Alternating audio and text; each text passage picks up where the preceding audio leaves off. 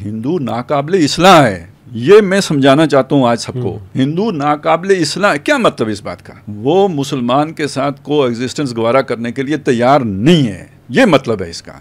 और ये वो शय है जो आरएसएस की आइडियोलॉजी है, जिसको मोदी रिप्रेजेंट करता है। तो अगर आप इस सारे को देखेंगे ना, तो ये जो सारा जो सोच बनी थी, अब इसकी एक पूरी बैकग्राउंड है। ये एक वहाँ का यूं समझिए कि पूरा स्ट्रक्चर जो है ना, उन्होंने इस रंग में रंग लिया है। अब उनकी पार्लियामेंट में बीजेपी न्यूट्रलाइज हो गई है ना, कांग्रेस, ठीक है। अब इस पर तस्वुर करें, वहाँ फौज में, उनकी हायरार्की में, वहाँ की सिविल एडमिनिस्ट्रेशन में। अभी ये जो मारा गया है डिप्टी कमिश्नर, इसके बारे में तो ये था कि ये इंतहाई कोई जो है ना, जैसे वो माफिया एक्ट करता है ना, वो इस तरह जो है ना मुसलमानों का ये किलर था।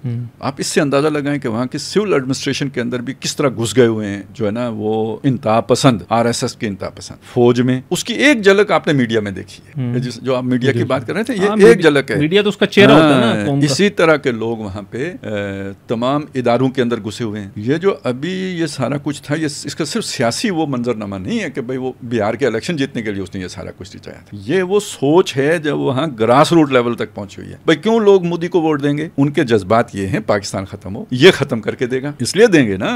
अखंड भारत बनाने के लिए देगा। इसलिए ये पाकिस्तान वाला मसला नहीं है। जैसे आपने यहाँ पे एक कल्ट बनाया था, तो वो कल्ट असल में एक शख्सियत के क्रिज्मे के गिर्द घूमता था। ये बहुत ग्रास रूटेड जो है ना, इसकी जो है ना वो है, जड़ें मजबूत हैं, इसी अवाम के अंदर है। इस मोदी के हटने से वो चीज तो नहीं खत्म हो जाएगी, आपका मायदा कर लेने से वो सोच तो नहीं खत्म होगी। इसलिए मैंने अकबर से खींच के लाया था।